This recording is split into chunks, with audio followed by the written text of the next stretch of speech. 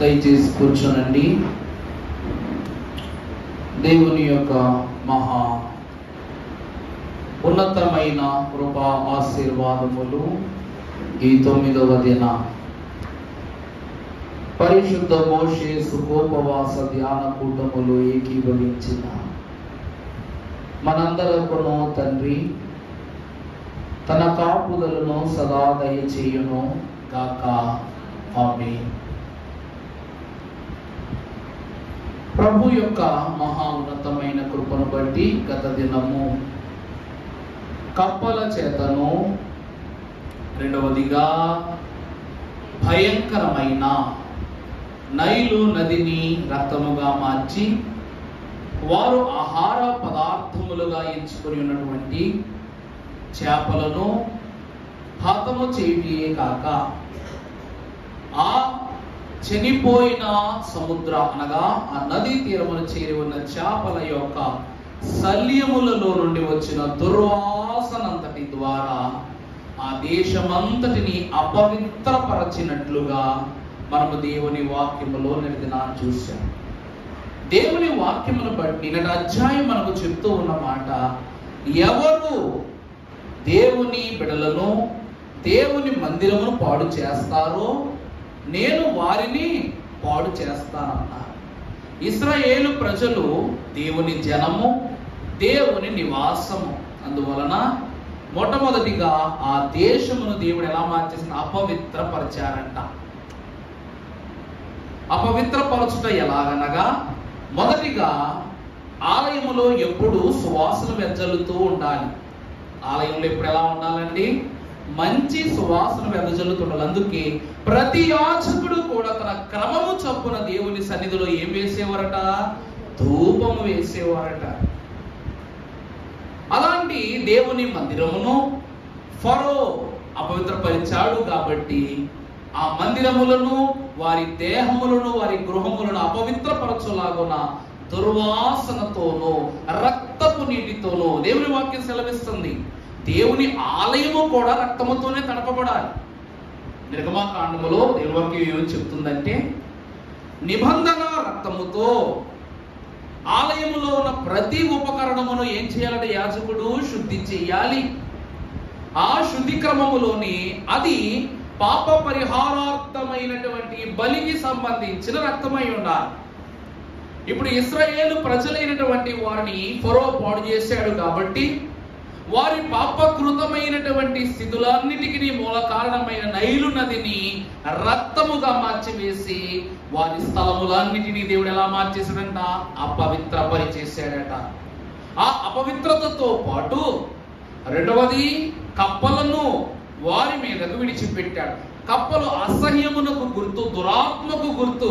అట్టి దురాత్మలను వారి వారి దేశముల మీద, వారి గృహాల మీదకు దేవుడు విడిచిపెట్టాడు.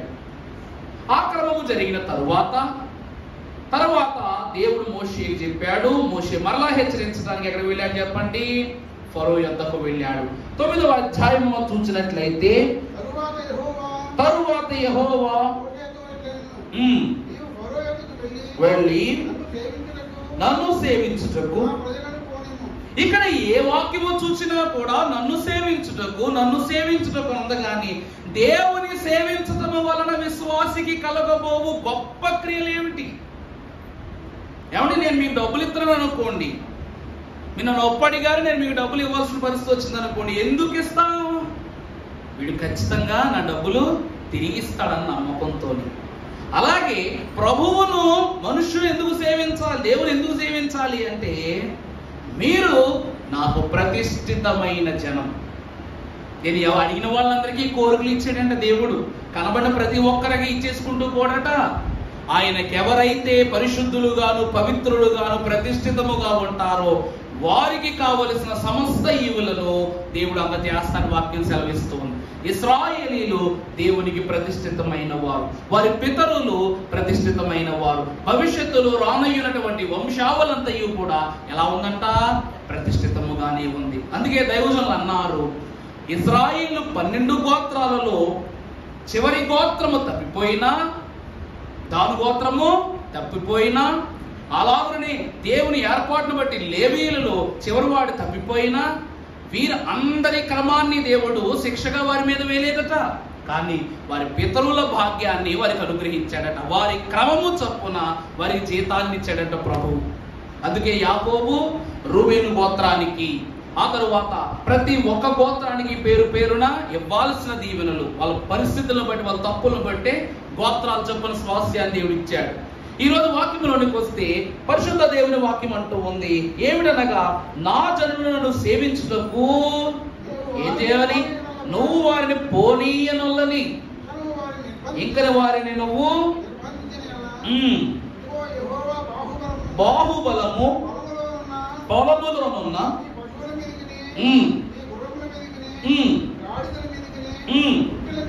ఒంటెల మీదకని ఎద్దుల మీదకని.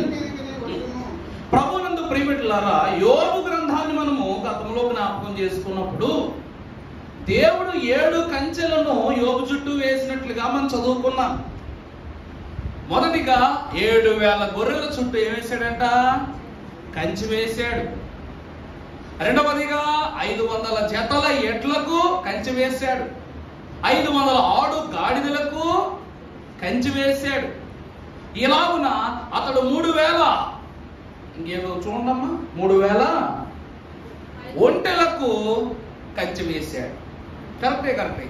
7,000 గొర్రెలు, 3,000 ఒంటెలు, 500 జతల ఎడ్లు, 500 ఆడు గాడిదలకు కంచె వేశాడు. ఈరోజు దేవుడైన యెహోవా కూడా ఐగుప్తు దేశములో ఉన్నటువంటి బాగా ప్రాముఖ్యమైనటువంటి ఈ క్రమములకు వీరి ఆధారముగానున్నటువంటి కొన్ని ఆనవాళ్లను దేవుడు ఈ దినాన్ని తొలగిస్తానని సెలవిస్తున్నాడు. ఏమిటి ఆనవాళ్ళు అంటే, ఇదిగో యెహోవా బాహుబలము పొలములోనున్న నీ పశువుల మీదకి, నీ గుర్రముల మీదకి. చూడాలి, పశువుల మీదకి, గుర్రముల మీదకి, గాడిదల మీదకి, ఒంటెల మీదకి, ఎద్దుల మీదకి, గొర్రెల మీదకి వచ్చును. ఏమండి, దేవుని కృపను బట్టి యోబు గ్రంథములో సాతానుడే శోధన కలిగించాడు యోబుకు. కానీ పని వాళ్ళందరూ ఏమని చెప్తారంటే, యెహోవా దేవుని యొక్క అగ్ని రగులుకొని, యెహోవా వాయువులు నీ కుటుంబము ఉన్న గృహము చుట్టూ చేరుకుని వారందరినీ హతము చేసెను, దహించి వేసెను, నశింపజేసనని చెప్తారు. కానీ సాతాను పైన దోషాన్ని మాత్రం మోపరు. కారణం ఏమిటి తెలుసా అండి? ధర్మశాస్త్రము సెలవిస్తూ ఉన్నది. ధర్మశాస్త్ర గ్రంథము చొప్పున సమస్త సృష్టియు యెహోవాకు లోబడి ఉన్నట్లుగా వాక్యము చెబుతూ ఉంది. ఇక్కడ మనము చూస్తే దేవుడు ఇశ్రాయేలీల యొక్క పశువులను ఐగుప్తీయుల యొక్క పశువులను వేరుపరుస్తున్నాడు. యథావిధిగా ఒంటెలు, అలాగే గొర్రెలు, గాడిదలు, ఆ తరువాత ఆఖరిగా ఎడ్లు మనకు బాగానే కనబడుతున్నాయి. ఇక్కడ కొత్తగా చేర్చబడినటువంటి మరొకటి ఏమిటంటే గుర్రములే.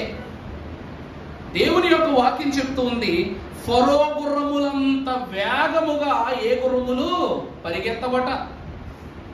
ప్రత్యేక శిక్షణను ఫరో మహారాజు ఆ గుర్రాలకు ఇచ్చాడు. అందుకే ఆ గుర్రాలకు ఉన్నటువంటి ఒకే ఒక్క తలాంతు ఏమిటంటే, ఎదురుగా ఉన్నది ఎంతటి వాడైనా కూడా దూసుకు వెళ్ళిపోతుంది. అందుకే ఎర్ర సముద్రము పాయలుగా చీల్చి మరలా మూసుకొని పోతున్నప్పుడు మొండిగా ముందుకెళ్ళిపోయి మునిగిపోయాయే తప్ప వెనకకు పారిపోలేదు. ఫరో హృదయం ఎంత కఠినమైపోయిందంటే, తనతో పాటు తనకు కలిగిన వాళ్ళందరి మన హృదయాలు కూడా కఠినం చేసేసాడు.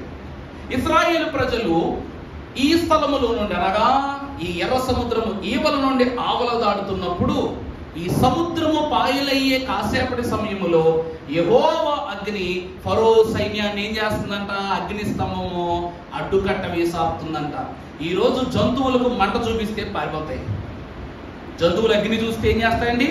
పారిపోతాయి. కానీ దేవుని అగ్నే వాని ఎదుట ప్రత్యక్షమైనను గుర్రాలు వెనుదిరగటము లేదట. మరి ఎంత కఠినత, ఎంత పట్టుదలుతున్నాయో చూసారా? ఈ దినమున దేవుని వాక్యం అంటుంది, మొదటిగా చూస్తే దేవుడు పశువులను నాశనం చేస్తానంటున్నాడు. రెండవదిగా చూస్తే ఏమని చెప్పండి? గుర్రములను, ఆ తదుపరి గాడిదల మీద, ఎద్దుల మీదకి, మిక్కిలి బాధాకరమైనటువంటి కలుగును. ఇప్పుడు అయితే యెహోవా ఇశ్రాయేలీల పశువులను ఐగుప్తు పశువులను వేరుపరిచెను. అనగా లోకమును పరలోకమును ఏం చేస్తూ ఉన్నాడు దేవుడు? లోకవాసులను పరలోకవాసులను దేవుడు వేరు చేస్తున్నాడంట. దేవుని వాక్యమును బట్టి మనం చూస్తే అయ్యగారండి నాకు ఒక కథ చెప్పాలనిపిస్తూ ఉంది. ఒక మహాగణురాలట దేవుని సన్నిధిలో ప్రార్థన చేసుకుంటూ ఉందంట. చేసుకుంటూ ఉంటే ఆమెకు దేవుని సన్నిధిలో ప్రభువుకి ఇవ్వటానికి కానుక లేదంట. ఆమెకి ఏం లేదండి? ప్రభువుకి ఇవ్వటానికి ఏం లేదు, కానుక లేదట. ప్రతిసారి గుడికి వస్తుంది, దేవునికి ఏమి ఇచ్చుకోలేకపోతున్నానని ముందు అందరికంటే ముందు వచ్చి ముందు కూర్చున్న ఆమె కానుక మొట్టమొదట ఆమె దగ్గరికి రాగానే లేదు లేదు లేదంటూ చులకనైపోతూ ఆమె ఎక్కడికి వెళ్ళి కూర్చుని పోయిందని చివరి బెంచికి వెళ్ళిపోయిందంట. ఆలయానికి అయితే ముందు వస్తుంది కానీ ఎక్కడ కూర్చుంటుంది? ఇప్పుడు చివరికి వెళ్ళిపోయి కూర్చుంటుందంట. కూర్చుంటుంటే పాస్టర్ గారికి అనుమానం వచ్చిందంట. అనుమానం వచ్చి, అమ్మా ఇక్కడ ఉండాల్సి నువ్వు అక్కడికి ఎందుకు వెళ్ళిపోయావు అంటే, ఏం లేదు అయ్యగారు కాళ్ళు నొప్పి అందంట. ఏమని చెప్పిందంటండి? నాకు కాళ్ళు నొప్పి అని చెప్పిందంట. అప్పుడు అయ్యగారు అన్నారంట, ప్రభు సన్నిధిలోకి వస్తే రోగాలు తగ్గుతాయి కానీ రోగాలు వస్తాయా అన్నారంట. అప్పుడు ప్రభు ఎదుట అబద్ధం చెప్పకూడదని అప్పుడు అందంట, అయ్యగారండి నా దగ్గర ప్రభువుకి ఇవ్వటానికి ఏమీ లేదండి అన్నారంట. అప్పుడు ఏమీ లేదని ప్రభువు నిన్న ఆలయానికి రావద్దన్నారా అని అన్నాడంట దైవజనుడు. అబ్బే లేదండి ప్రభు ఏమీ అనలేదు అని అన్నారంట. మరి ఏమీ అనలేనప్పుడు నువ్వెందుకమ్మా బాధింపబడుతున్నావు? ప్రభువు నిన్నేమైనా అంటే నువ్వేం చేయాలి? అప్పుడు బాధపడాలి. అంతవరకు ఎవరేమన్నానో ప్రియులారా తిరిగి ఏమీ అనవద్దు అన్నారంట. అంటే ప్రభువుకు నా చేతితో ఇవ్వలేకపోవచ్చు కానీ నా శక్తి కొలది ఇవ్వగలను కదా. అప్పుడు ఆమె ఏం చేసుకుందంటండి? అప్పుడు ఏం చేసుకుందో ఒక తీర్మానం చేసుకుందంట. నా చేతితో దేవునికి ఏమి ఇవ్వలేకపోతున్నాను, సొమ్ము రూపాన్ని కానీ ఏ రూపాన్ని, కానీ నా శక్తికి మించి నేను ఏదైనా ఇవ్వగలనుగా. అందుకు ఈమె వెళ్ళి ఆలయంలో ప్రతి ఆదివారము నీళ్లు తెచ్చిపెట్టేదంట. ఆలయంలో ప్రతి ఆదివారము కూడా ఆమె నీళ్లు తెచ్చి ఆలయం కడిగేసి నీళ్లు తెచ్చి పెట్టేదంట. అయ్యగారికి నీళ్లు పెట్టేదంట. వచ్చిన వాళ్ళందరికీ నీళ్ళు ఏర్పాటు చేసేదంట. ఆలయం మధ్యలో ఎవరికైనా దాహం వేస్తే ఆమె గ్లాసులు మంచి నీళ్ళు పట్టుకొచ్చి ఇచ్చేదంట. ఇస్తే ఈమె యొక్క ఈ ఆలోచనను చూసి అయ్యగారు అన్నారంట, అమ్మా అందరూ దేవుని కానుకలు ఇస్తారు కానీ నువ్వు దేవుని యొక్క జీవజలాన్నే ఆలయంలో ప్రవహింపజేస్తున్నావు అన్నారంట. ఈ తల్లిగా చనిపోయిన తర్వాత ఈమెను ప్రభువు యొక్క దూతలు తీసుకుని వెళ్ళి ఒక మంచి సరస్సు నది ఒడ్డున విడిచిపెట్టేశారంట. పరలోకంలో ఓ మంచి నది దగ్గర ఈ తల్లిగా విడిచిపెట్టేస్తే ఆవిడట అటు ఇటు తిరుగుతుందంట. తిరుగుతున్నప్పుడు అక్కడ రకరకాల జంతువులు కనబడుతున్నాయంట. రకరకాల పక్షులు కనబడుతున్నాయి, రకరకాల ఫలాలు కనబడుతున్నాయి, నీళ్లు కనబడుతున్నాయి. అసలు భూమి మీద చూసిన ఇలాంటి స్థితులు పరలోకములో విచిత్రముగా వేరే ప్రత్యేకముగా కనబడడం ఆరంభమయ్యాయి. అప్పుడు ప్రభువు, అమ్మా నీకు ఇక్కడ అంతా సౌకర్యంగానే ఉందా అని అడిగారంట. అప్పుడు అందంట, ప్రభువా ఒక్కొక్కరికి నువ్వు ఒక్కొక్కటి ఇస్తున్నావు కదా నాయన, నాకేమో ఈ ఒడ్డుని విడిచిపెట్టావు, వాళ్ళనేమో జంతువుల మధ్యలో ఉంచావు, కొంతమందిని ఆహారం దగ్గర ఉంచావు, మరి కొంతమందినేమో సింహాసనం దగ్గర ఉంచావు, ఇలా ఒక్కొక్కరిని ఒక చోట పెట్టావు నాయన. ఎందుకంటే వాళ్ళు ఏది కోరుకున్నారో అది నేను ఇచ్చానన్నారంట. వాళ్ళు ఏం కోరుకున్నారో అది నేను వాళ్ళకి ఇచ్చానన్నారు. మరి నేనేమీ కోరుకోలేదు ప్రభువా, మరి నాకెందుకు ఈ నీళ్ళు ఇచ్చావంటే, భలేదా నువ్వమ్మా, నువ్వెందుకు కోరుకోలేదు?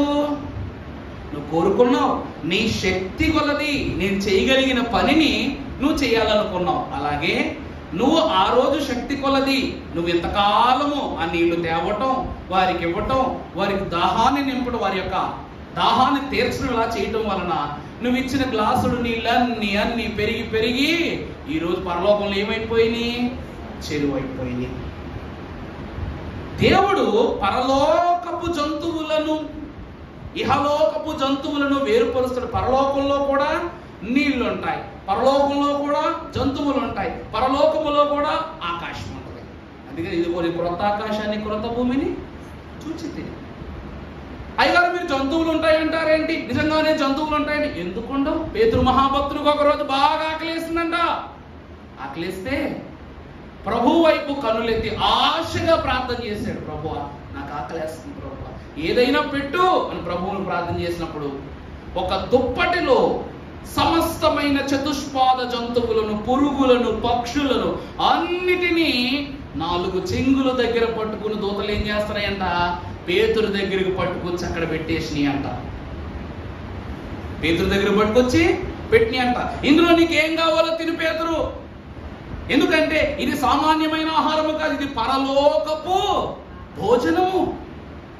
దీనిలో నువ్వు దేనిని తినను, ఇది శ్రేష్టమైనదంటే పేతురు అంటాడు, నా ప్రభువును నేను భుజించిన తరువాత నా కనుదృష్టికి ఏది కూడా నాకు గొప్పగా రుచించటం లేదు, వద్దు అని పంపించేస్తాడు. ఆకలి అని పిలిచిన వాడే ప్రభువు యొక్క ఆశీర్వాదపు రొట్టెను పుచ్చుకున్న తరువాత, దేహాన్ని భుజించిన తరువాత అక్కడ అన్ని వెతుకుతున్నాడు. ఏమన్నారు? నీకు ఏది మంచిది కావాలో తీసుకో అని చెప్పారు కదా, అక్కడ వెతుకుతున్నాడంట. నా ప్రభువు నాకు పెట్టిన అలాంటి ఆహారమే దొరుకుతేమని చూస్తున్నాడంట దుప్పట్లో. కానీ అక్కడెక్కడ ఆ ఆహారం లేదు, వద్దని పంపేశాడంట. అంటే పరలోకములో కూడా ఏముంటాయంట? జంతువులు, పక్షులు, పురుగులు. ప్రభు అంటారు నేను నరుడును కాను పురుగును అంటారు. అంటే అక్కడ ఉన్నవే ఇక్కడ ఉన్నవి. ఇప్పుడు ఇశ్రాయేలు ప్రజలకు సాదృశ్యముగా ఉన్న పశువులు వేరు, ఐగుప్తు దేశము యొక్క పశువులు వేరు. దైవజనులు దేవదాసయ్య గారు అన్నారు, యోసేపు కాలములో ఫరో మహారాజు యొక్క తలంపులో కలిగినటువంటి ఈ కళ ఏదైతే ఉన్నదో, అర్థమైందా అండి? సన్నటి దూడలు, పుష్టిగా ఉన్నటువంటి దూడలు ఏం చేసినాయి? తినేసినాయి అంట. నా మాట అర్థమవుతుందా అండి? సన్నముగా ఉన్నటువంటి ఆవులు, ఎద్దులు ఏవైతే ఉన్న పశువులు ఏవైతే ఉన్నావో, పుష్టాన్నముగా దృఢముగా ఉన్నటువంటి పశువులను ఏం చేసినాయి అంట? ఎంగేసినాయి అంట. అంటే దాని అర్థము 7 సంవత్సరాల, చెప్పండి, పరిపూర్ణమైనటువంటి కరువు, 7 సంవత్సరాల పుష్కలమైనటువంటి, చెప్పండి, ఆశీర్వాదం. అదే మాట దైవజనులు మనకు ఎలా చెప్పారు తెలుసా? ఈ ఎండిన పశువులు ఇశ్రాయేలీయులు, ఈ పుష్టి గల ప్రజలు ఎవరట? ఐగుప్తు దేశము వారు. దేవునిని ఎప్పుడైతే వారు కలిగి ఉన్నారో, వీరు బలహీనులైనను బలవంతులై ఐగుప్తు దేశం ఏం చేశారంట? మింగి వేసేసారట.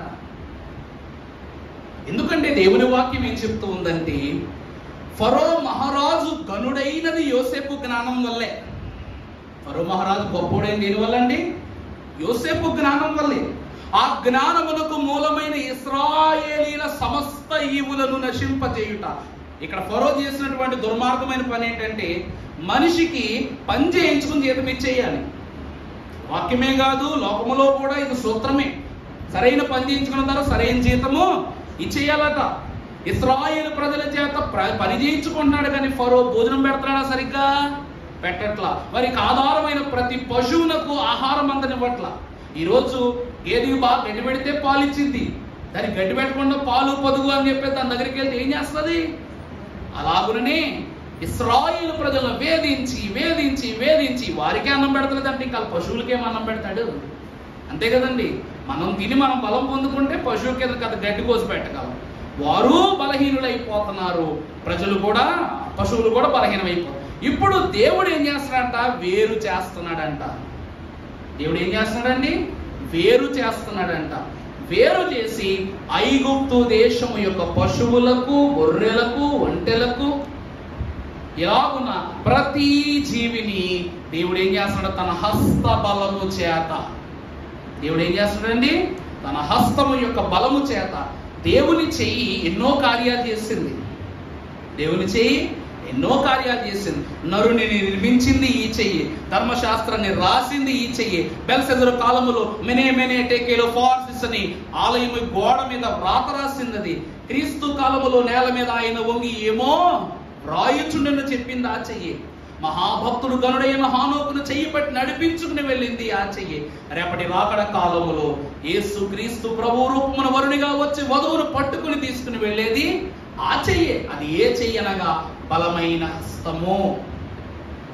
ఆ హస్తముతో దేవుడు ఇశ్రాయేలు ప్రజలు వేరు చేశాడు, ఐగుప్తులు వేరు చేశాడు. వేరు చేసి ఫరోకు వార్నింగ్ ఇవ్వడం మొదలు పెట్టాడు. వాక్యములో చూద్దామమ్మా, 16 వచనం చదువు. నా బలము నీకు చూపునట్లును భూలోకమందంతటా నా నామమును ప్రచురము చేయునట్లు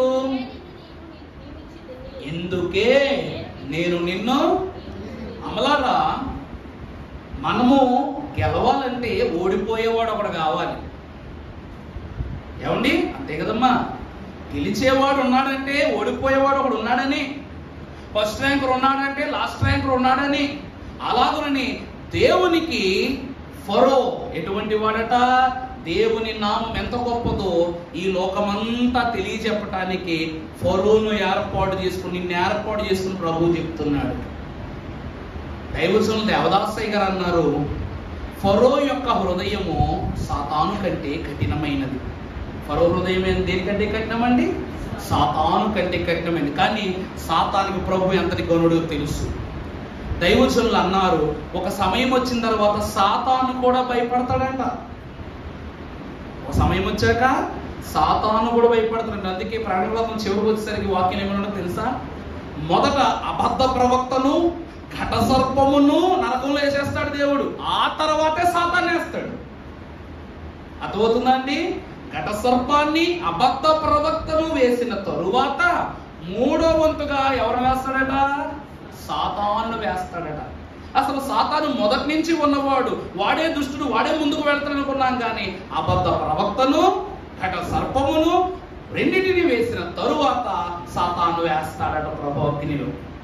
సాతాను ఎప్పుడో ఒక మాట అంటాడంటే ఏంటి తెలుసా? ప్రభువా ప్రభువా, మనుషులు నువ్వు అనుకున్నంత మంచివాడు కాదు. ప్రభు దగ్గర సాతాను మన గురించి చెప్పే సాక్ష్యం ఏంటండి? మనుషులు నువ్వు అనుకున్నంత మంచులు. అందుకే యోబు గురించి ఏమని చెప్తాడు?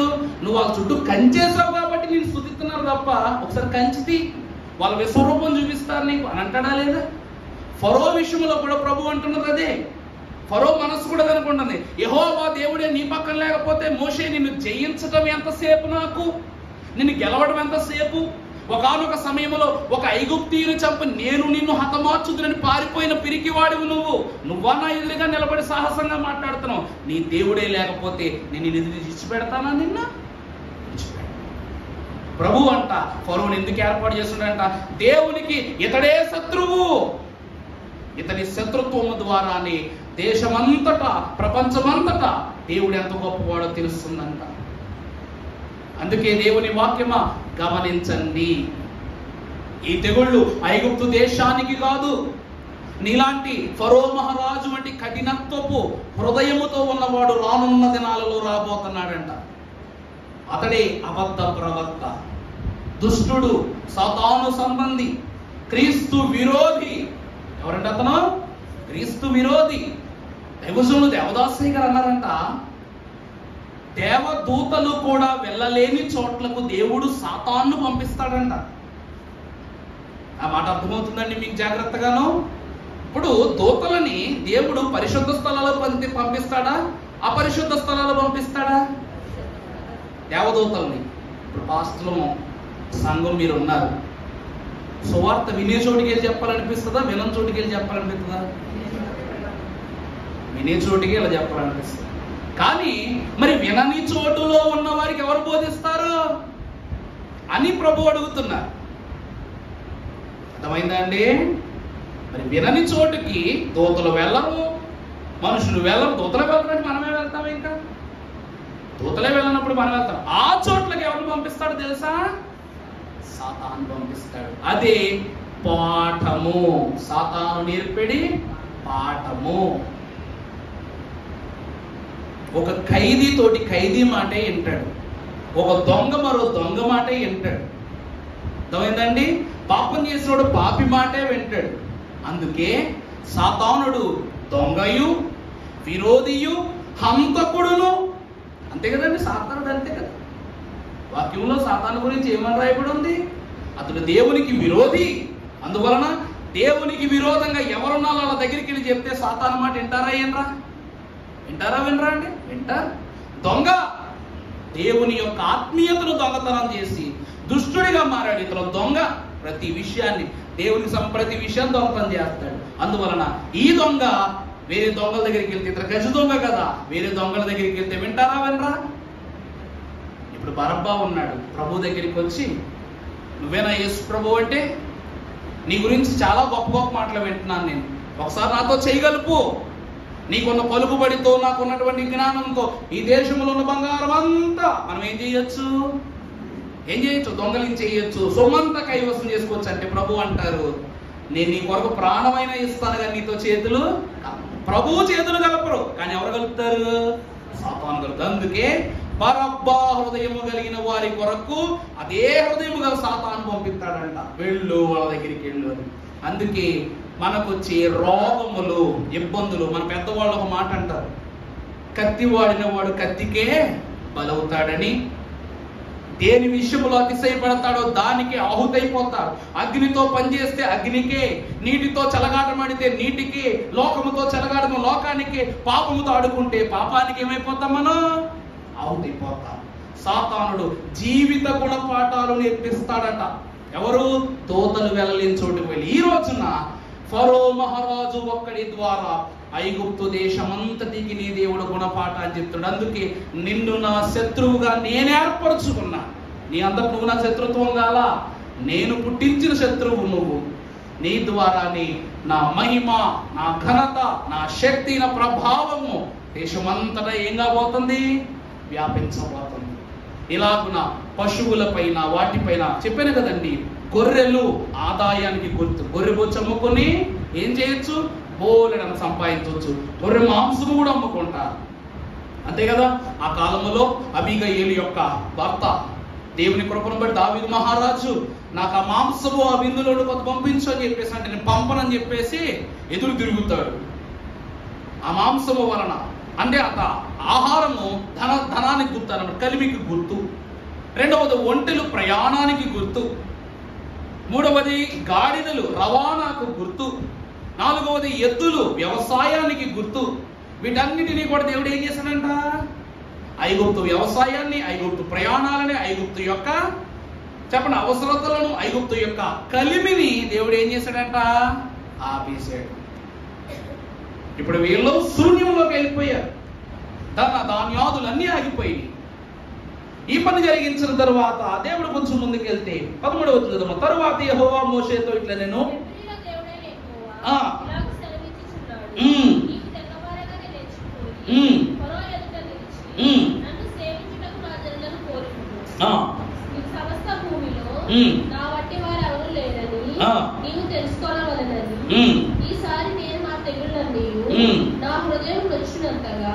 ఇప్పుడు నుండి రాబోయేటువంటి తెగుళ్ళు ఏవైతే ఉన్నావో నీ హృదయము ఇక నువ్వు తట్టుకొనలేవు.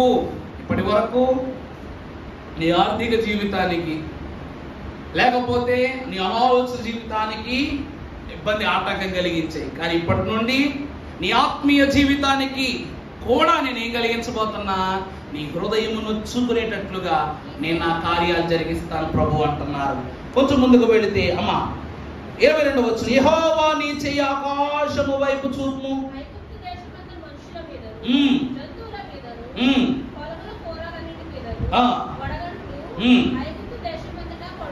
పడునని. చాలు. ఈ తెగులుకు ముందు జంతువులు మరణించడాని కానీ వెంటనే ఈగల దండు వచ్చి పడిందంట. ఏదంటే ఈగలు. ప్రపంచంలో మనం విసుక్కునే గొప్ప గొప్ప పురుగుల్లో ఈగ ఫస్ట్. అర్థమైందా?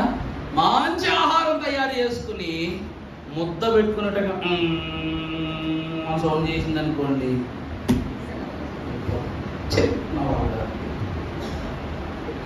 కష్టపడి వండుకున్నా వచ్చింది సంపడానికి. మళ్ళా తోలతో మళ్ళా ముద్ద పెట్టుకుంటాం, సౌండ్ చేస్తే తను తిన్నవా అని దాంతో మనుషులు ఎలా మాట్లాడుతుంటే ఈగలతో ఎక్కువ మా ఈగలు దాన్ని తోలటం కోసం ముసలోడు పిల్లోడు అయిపోతాడు. ముసలివాడు ఏమైపోతాడండి?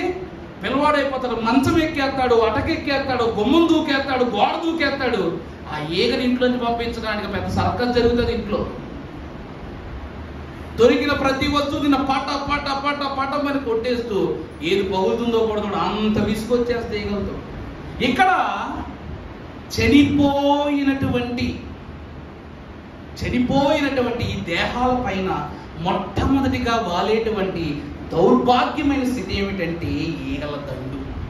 ఒకటి కాదు, రెండు కాదు, దేశమంతా పశువులు చచ్చిపోయినాయి. దేశమంతా ఎలా చచ్చిపోయినాయండి? పశువులు చనిపోయినాయి. ఆహారం మీద, జంతువుల పైన, కుళ్ళిన దేహాల పైన బీభత్సముగా ఆ దేశమంతటా ఈగలు వ్యాపించి అక్కడ వాలిన దారిద్ర్యం అంతా వీళ్ళ మీద వాడటం, అక్కడ పడినటువంటి దారిద్ర్యం అంతా వీరి మీదకు వచ్చి పడటం, వీరు విసుక్కోవటం, వీరు వేదన పడటం, వీరు అసహించుకోవటం. అంటే ఒక మనిషిగా నేను ఎందుకు పుట్టాను అన్న ఇదిలోనికి దేవుడు ఏం చేస్తున్నాడంట? ఐగుప్తు దేశాన్ని దిగజార్చేస్తున్నాడంట. ఇక ఏ ప్రక్క నుండి కూడా వారికి ఏమి ఆధారం దొరకట్లా. దేవుడా అని మొక్కుదామన్నా ఈగలో కప్పలే, పోనీ దెయ్యమా అని అడుగుదామన్నా కూడా ఈగలో కప్పలే. అంత శోధన. దైవజనులు దేవదాసయ్య గారు అన్నారు, సృష్టికర్త పైన వ్యతిరేకులమైతే సృష్టే సమాధానం చెప్పుద్దంట మనుషులకి. అర్థమవుతుందన్న మాట. సృష్టికర్తను ధిక్కరిస్తే సృష్టి ఏం చేస్తాంట?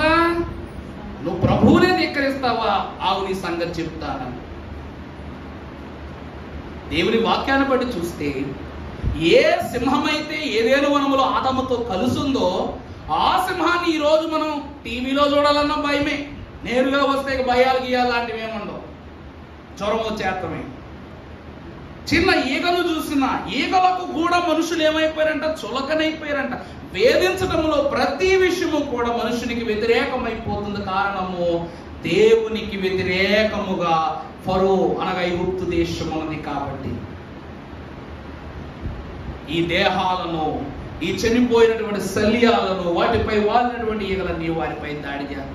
ఇదంతా పూర్తయ్యాక ఫరో మనసిక ఏమైపోయింది? విసిగిపోయింది. నేను పంపేస్తాను మిమ్మల్ని, వెళ్ళిపోండి, ఏం చేయండి, వెళ్ళిపోండి అని చెప్పాడు. చెబితే అప్పుడు మోషే అంటున్నాడంట, ప్రభు అన్నాడు, ఇంకా మాట వినకపోతే నీ చెయ్యి ఆకాశం వైపు ఎత్తు, వడగండ్లు పడతాయి. ఏం పడతాయమ్మా? వడగండ్లు పడతాయి. అవి పడిన తరువాత ఫరోకు అసలైన శోధన ప్రారంభమవుతనగానే ఫరో ఇక నేను భరించలేను, మీరు వీరిని తీసుకుని వెళ్ళిపో అంటే అప్పుడు మోషే అంటున్నాడు అనమాట, ఇశ్రాయేలు ప్రజలైనటువంటి వారిని తీసుకుని వెళతా, నేను దాటిన తరువాత నా చెయ్యి చాపి ఈ వంటగంటలు పడకుండగా నేను ఆపుతానని చెప్పేసి చెప్పాడు. వాక్యం చదువుకుందాం, చదువుతాను. యెహోవా నీ చెయ్యి ఆకాశం వైపు చూపుచు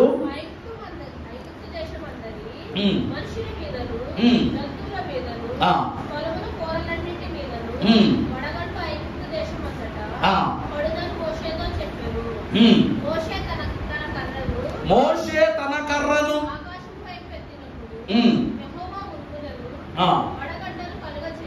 వడగండ్లను కలుగజేయగా పిడుగులు భూమి మీద పడుచుండెను. అలాగు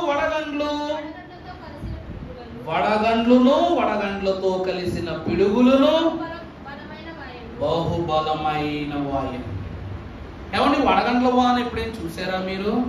మనకి ఇక్కడ పడేది వడగండ్ల వానలు కాదులే, చాలా అరుదు, అంతే కదండి.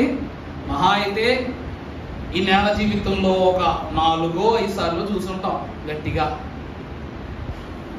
అవి చిన్న చిన్నగా వచ్చి మీద పడతా ఉంటాయి. అవి పడిన చోటల్లా ఎర్రగా మచ్చ వచ్చేసి తక్కువ తగులుద్ది కాబట్టి. కానీ కొన్ని ఏరియాస్ ఉంటాయి, ఇటలీ, బ్రెజిల్, న్యూజిలాండ్, నెదర్లాండ్స్ ఏరియాస్లో ఎంతెంత వడగండు పడుద్ది. అవి పడుతున్నప్పుడు ఏ వస్తువులు పగిలిపోతాయో తెలియదు. అవి పడే శబ్దానికి బ్రిడ్జులు కూడా ఏమైపోతాయి? కూలిపోతాయి. రెండవది కార్లు, ఇళ్ళు, షాపింగ్ మాల్స్, హోర్డింగ్లు అన్నీ కూడా పగిలిపోతాయి. ఎలక్ట్రిక్ షార్ట్ సర్క్యూట్ ప్రాబ్లమ్స్ వచ్చేస్తాయి. ఒక్క వడగండు అత్త రాయి ఒక్కసారి మీద పడింది అనుకోండి, నిజం చెప్పాలంటే మంచు గడ్డకున్న బలం దేనికి ఉండదు. అందుకే మనం గతంలో సినిమా చూసాం టైటానిక్ అని, తెలుసు కదా మీకు.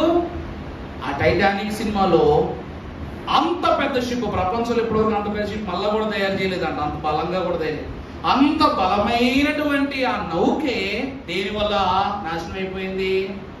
ఒక మంచు గడ్డ తగలటం వల్ల, ఐస్బర్గ్ తగలటం వల్ల అది మొత్తం ఏమైపోయింది?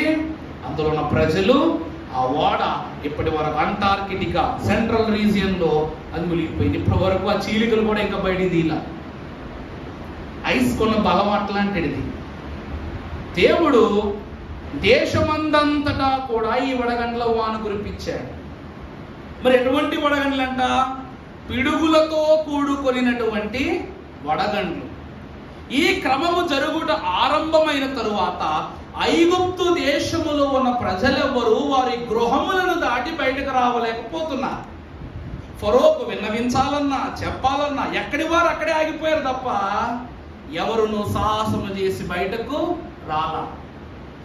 ఇశ్రాయేలు ప్రజలైనటువంటి వారికి కనీసం ఇక్కడ ఒక శోధన కలుగుతుందన్న విషయము కూడా వారికి కనీసం తెలియటం లేదు. వాక్యములో కాస్త ముందుకు వెళితే మనకు ఒక మాట కనబడుతూ ఉంది. అయితే ఇశ్రాయేలీలున్న గోషేను దేశము మాత్రము వడగండ్లు పడలేదు. ఇది చూడగా ఫరో మోషే హరోనులను పిలువనంపి, ఇప్పుడు ఫరో ఏం చెప్తున్నాడు? నేనేం చేశాను? అది దేవుడు ఇన్ని కార్యాలు చేసింది ఇశ్రాయేలీలను పంపను అన్నందుకు కాదు. ఇశ్రాయేలీలను పంపను అన్నందుకు కాదంట, నన్ను సేవించుటకు పంపను అన్నందుకు. అర్థమైందా అండి? ఏమంటే బయటికి వెళ్ళి వస్తానండి అంటే పంపుతామా?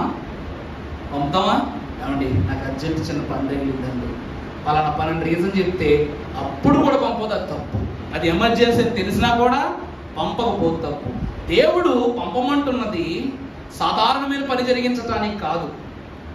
ఆ క్రమము ద్వారా, వారి యొక్క ప్రయాణము ద్వారా దేవునికి మహిమ కలిగే తరుణాన్ని ఫరో అడ్డుకుంటున్నాడు. కాబట్టి దేవుడు ఏం చేస్తున్నాడు? నన్ను సేవించుటకు నా బిడ్డలను పంపనల్లని కారణాన నీ దేశమంతటిని నేనేం చేస్తున్నాను? ఈ తెగుళ్లతో హింసిస్తూ ఉన్నాను. ఇప్పుడు మనము కొంచెం ముందుకు వెళితే వాక్యంలో చదవన్న తర్వాత యెహోవా న్యాయవంతుడు. ఇప్పుడు అర్థమైందా? నేను పాపం చేశాను ఒప్పుకున్నాడు. యెహోవా ఎవడు? అర్థమైందా? యెహోవా ఎవడు అని అడిగాడు 5వ అధ్యాయంలో. ఇప్పుడు యెహోవా ఎవరంట? న్యాయవంతుడు. నేను చేసింది తప్పు, నేను చేస్తున్న పనులు అన్ని దుర్మార్గమైన పనులు. యెహోవా ఎవరు? న్యాయవంతుడు. ఒప్పుకుంటున్నాను. ప్రజలు తీసుకుని వెళ్ళిపో. దేవుని యందు ప్రియబిడ్డలారా, దెబ్బ తగిలితే గాని బుద్ధి రాదు. ఇక ఫరోకి ఇంకా బుద్ధి రాదు. ఇతరుతోనేనా? హృదయమే నొచ్చుకునే స్థితికి వచ్చింది. ఐగుప్తులను అన్ని తీసేసుకోవడానికి దేవుడు నిర్ణయం తీసుకున్నాడు. కానీ తన ప్రభావం చూడండి.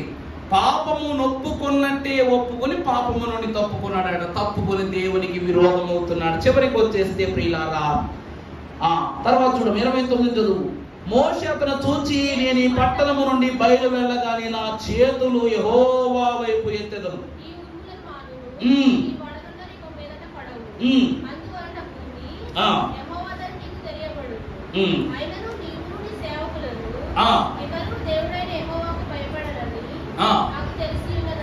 చాలు. ప్రభునందు ప్రియబిడ్డలారా, సృష్టికర్తను ధిక్కరించుటకు బట్టి సృష్టి సమాధానం చెప్పుతున్నారు. యెషయా గ్రంథములు మనం చూస్తాం. ఆకాశములు యెహోవా మహిమను ఏం చేస్తున్నాయి? వివరించుచున్నవి. ఆకాశములు ఏం చేస్తున్నాయంట?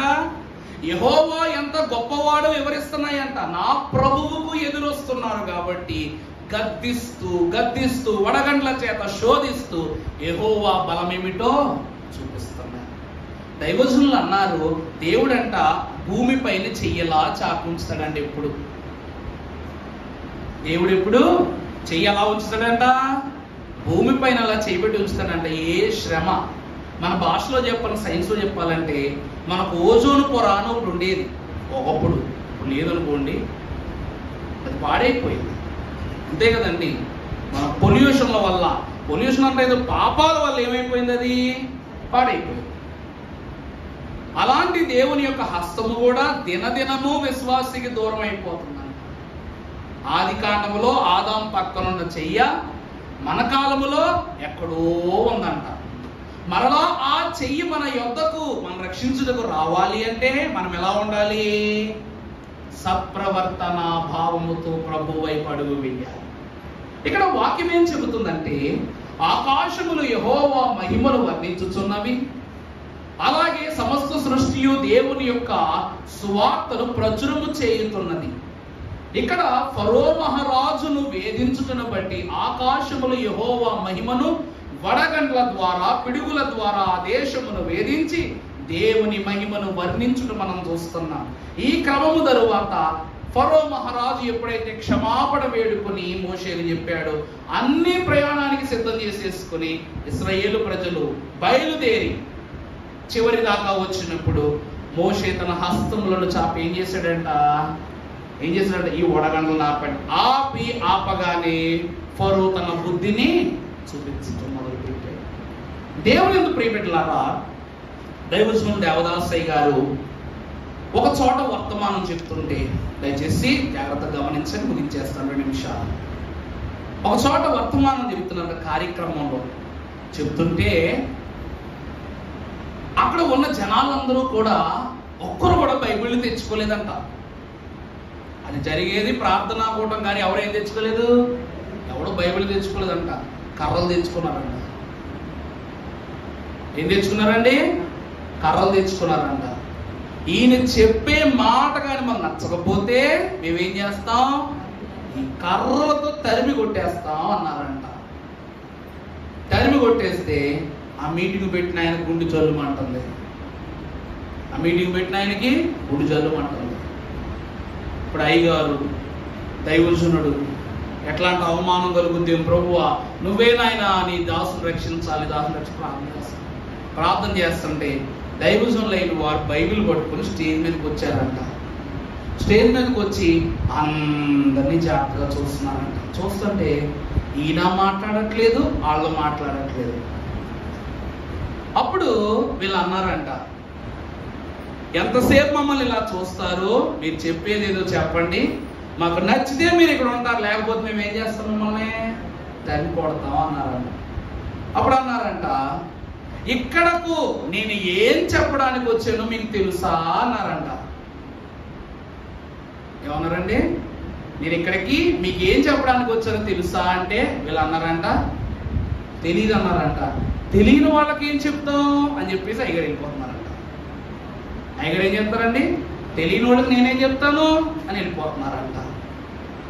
అప్పుడు వీళ్ళు కాసేపటి తర్వాత, ఇప్పుడైనా చెప్పండి నేను మీకు ఏం చెప్పడానికి వచ్చానో మీకు తెలుసా అంటే అప్పుడు అన్నారంట, తెలుసు అన్నారంట. తెలిసిన వాళ్ళకి ఇంకేం చెప్తాం అని మళ్ళీ అయిపోతున్నారంట. ఇక మరలా మూడోసారి ఆఖరిసారి అడుగుతున్నాను, చెప్పండి నేను మీకేం చెప్పదలుచుకున్నానో సరిగా చెప్తే నేను ముందుకు వెళ్తాను, లేకపోతే ఇక్కడతో నేనేమో ముగించుకుని వెళ్ళిపోతాను, మీ ధర్మక్కర్లా నేను వెళ్ళిపోతాను అన్నారంట. తెలుసంటే ఏమవుతుంటూ, తెలియదంటే ఏమవుతుంటూ, ఈయన ఎక్కడ దొరికాడు రా బాబు, ముసలివాడు మహానుభావుడు, మా ప్రాణం తోడేస్తున్నాడని బుర్రలు గోక్కున్నారు, కర్రల పక్కన పడేసి బుర్రలు గోక్కున్నారంట. అప్పుడు బుద్ధి అనే మర్మం గురించి చెప్పారంట అయ్యగారు. ఏం చెప్పారండి? బుద్ధి. ఈ బుద్ధి వాక్యము ద్వారా వృద్ధి చేయబడుతుంది అని అంశం చెప్పారంట. అర్థమైందండి? బుద్ధి ఈ వాక్యం అనేటువంటి అర్థము ద్వారా ఏం చేయబడుద్దంట? వృద్ధి చేయబడుతున్నాడు. అప్పుడు దేవుని వాక్యం నిర్గమాకాండములో మోషే క్రమము ద్వారా ఏం బోధిస్తుందంటే, మోషే బుద్ధి లేనివాడు గనుక దేవునికి విరోధముగా కర్ర పట్టుకుని నిలబడుతున్నాడు. అర్థమైందండి? దేవునికే సవాలు విసిరి ఏం చేస్తున్నాడంట? దేవునికి వ్యతిరేకంగా నిలబడతాడు. ఆదిన మన దైవజనులు అన్నారంట, దేవుని ఎదుట కర్ర పట్టుకుని నిలబడకూడదు, ఎందుకంటే దేవుడు తన చేత రాజదండమును పట్టుకుని, అనగా నీ దుడ్డు కర్రయు నీ దండము నన్ను ఆదరించును అని చెప్పారట. అది నాన్న, మీరు ఇదే కర్రలతో మనుషులను తరిమి కొట్టగలరు కానీ దేవుని వాక్యముతో మీకు కలిగిన శోధనలను, శ్రమలను, అపవాదిని, దయ్యములను వాటిని తరిమి కొట్టగలరు. మీరు పరలోక సైన్యము అని చెప్పారంట ఆ దినమున. ఆ దినము తర్వాత ప్రాంతంలో ఎవ్వరూ కూడా సువార్థికుల మీద కర్ర ఎత్తలేదు. కారణం ఏమిటో తెలుసా అండి? ఈ కర్ర ద్వారా తగిలే గాయము దేహమునకు గాని ఈ వాక్యము ద్వారా ఆ గాయమునకు కట్టబడును అన్నారట. ఎంత గొప్ప మాటలు చూసారా? ఈ కర్రల ద్వారా మీరు సువార్తను తరిమేస్తున్నారు. మీరు నిజముగా కర్రలతో మీ శ్రమలను తరమగలరా, మీ దయ్యాలను తరమగలరా, మీ శోధన తరమగలరా అంటే ఎవరు చెప్పట్లా. కారణం ఏంటంటే నేనేం చెప్పడానికి వచ్చానంటే తెలియదు అంటున్నారు. తెలియదంటే ఈ కర్రల ద్వారా మీరు దేన్ని కూడా తరమలేరు. అలాగే ఈ కర్రల ద్వారా మీ జీవితాల్లోకి ఏదొచ్చినా కూడా ఆపలేరు. ఇప్పుడు ప్రభువుని బట్టి చెప్తున్నారు, కానీ మీ జీవితంలో తరిమివేయగలిగే శక్తిది, అలాగనే ఆహ్వానించగలిగే శక్తి కూడా ఇదే దేవుని వాక్యము.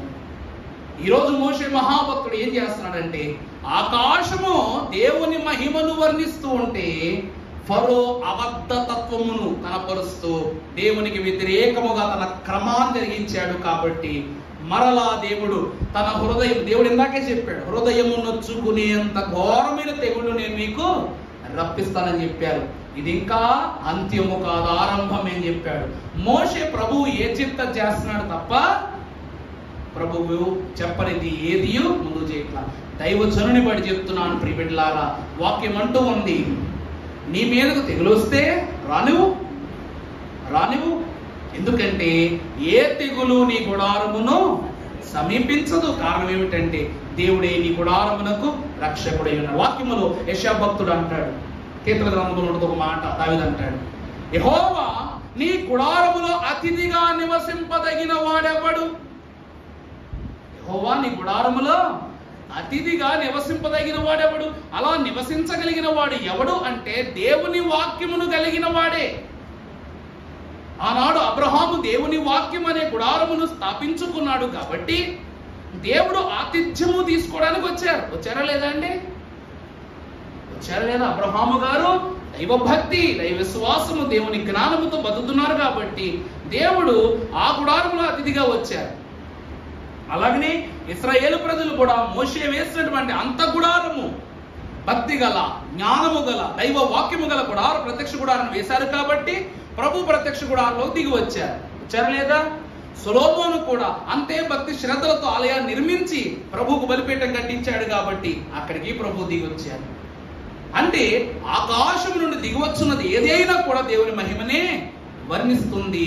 కానీ ఆ కాలములో రెహబాము, యెరోబాము ఇద్దరు కలిసి చేసిన దుష్ట ప్రయోగము వలన వారు వేరే మందిరాన్ని నిర్మించి ఒక బలిపీఠాన్ని కట్టుకుని దానిపైన యెరోబాము చేయి పెట్టగానే ఏమైపోయిందంట? చెయ్య శల్యము వలె ఇలా వేలాడిపోయిందంట.